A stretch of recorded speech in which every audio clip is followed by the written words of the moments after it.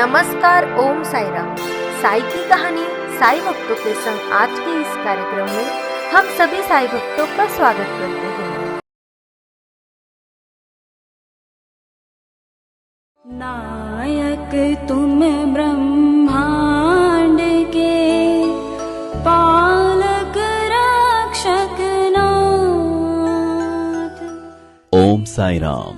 सद्गुरु श्री साईनाथ महाराज की शिक्षाएं और तत्व ज्ञान श्री साई ज्ञानेश्वरी के माध्यम से साई भक्तों के लिए उपलब्ध है।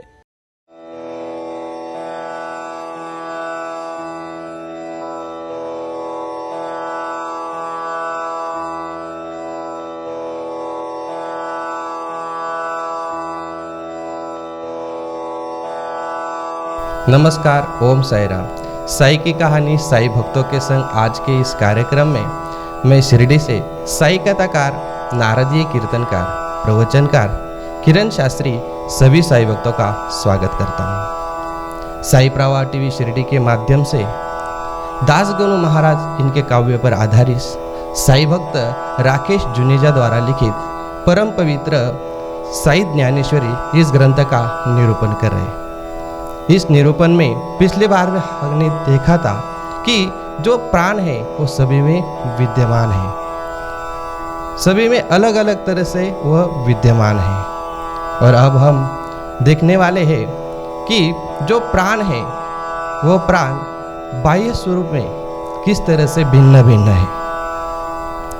इसी विषय को श्री साईनाथ महाराज जी ने नाना साहेब चांदोरकर को समझाते हुए कहा कि हे नाना, ये जो एक प्राण है ये एक ही है और एक ही होने पर भी वो सभी में विद्यमान है।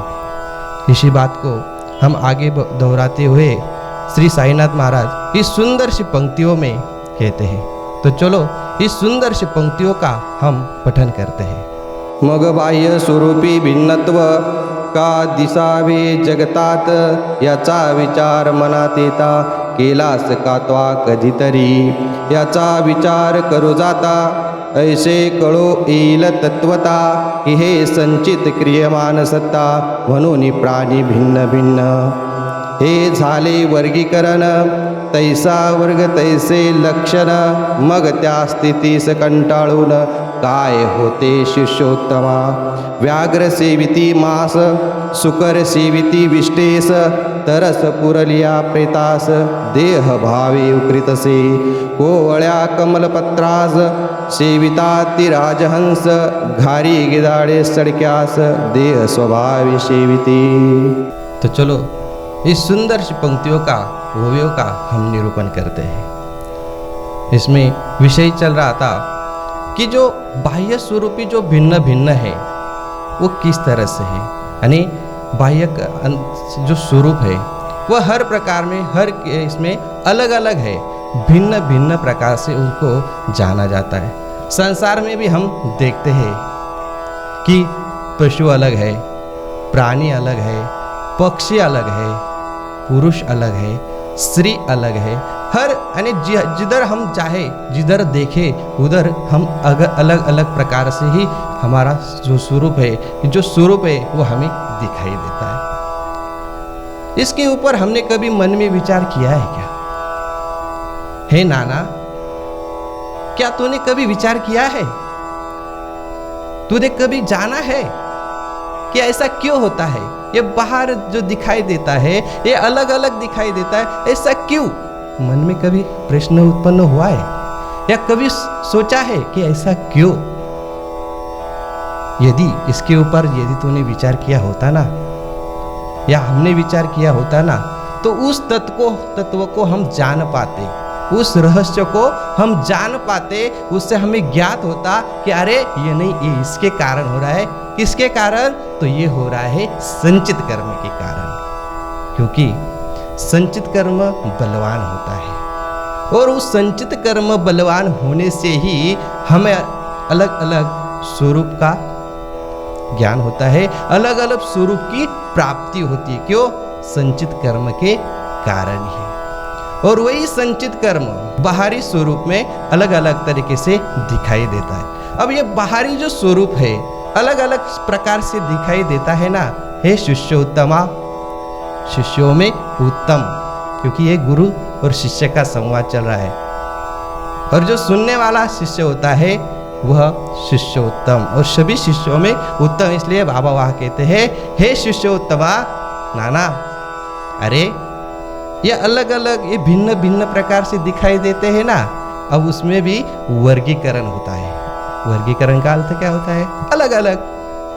तो उसमें भी वर्गीकरण होता है। जैसे प्राणी सभी है, लेकिन उसमें भी वर्गीकरण हुआ है। जैसे पक्षी अलग, प्राणी अलग, मनुष्य प्राणी अलग, पंछी अलग, ये वर्गीकरण हुआ है। जैसा वर्ग वैसे लक्षण, जैसा वर्ग होगा उसी तरह उसके लक्षण होंगे। अब जैसे कोई कुछ क्रूर स्वभाव वाले होते हैं, और जो क्रूर स्वभाव वाले होते हैं, आप तो देखते ही है या तुमने तो देखा ही है कि जो क्रूर स्वभाव वाले होते हैं उनके पास जल्दी कोई जाता नहीं, उनके पास कभी कोई बैठता नहीं। जाता है तो अपना कुछ स्वार्थ होगा इसलिए जाएगा, नहीं तो फिर अपने पास वापस आएगा।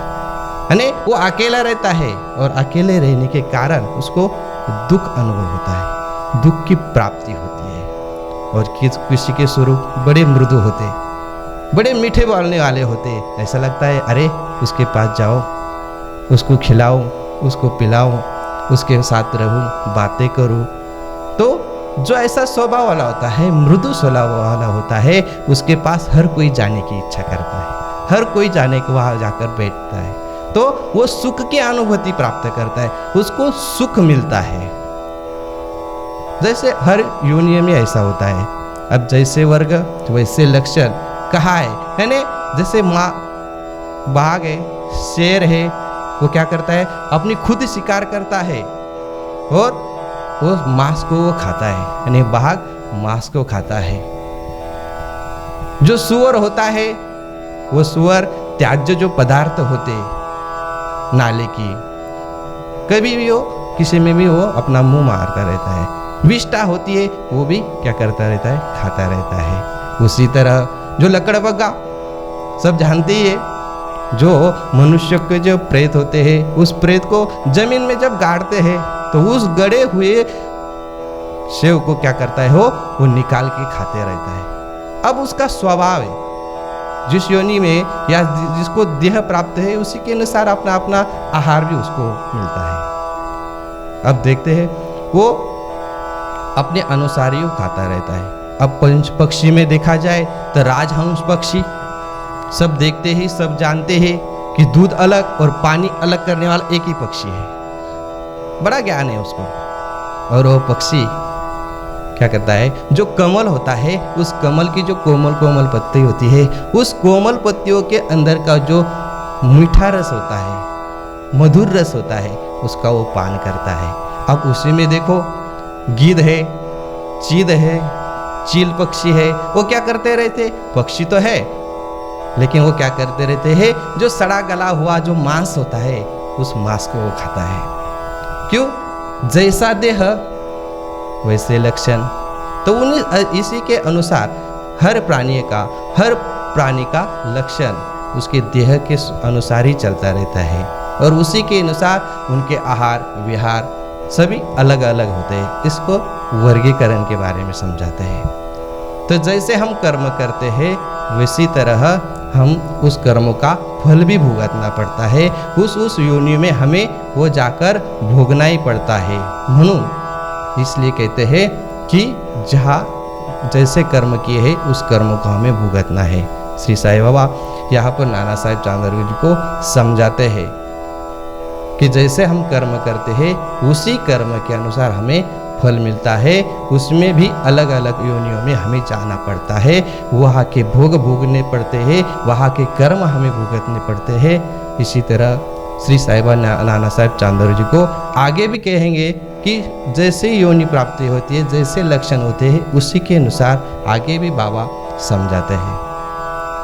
तब तक के लिए इस वीडियो को ज़्यादा से ज़्यादा लाइक कीजिए, शेयर कीजिए, ताकि साईं बाबा का प्रचार और प्रसार सभी साईं भक्तों के घर घर तक पहुंचे। नमस्कार, ओम साई राम। श्री साई ज्ञानेश्वरी हिंदी आवृत्ति के साथ तमिल, तेलुगु और मराठी में भी उपलब्ध है।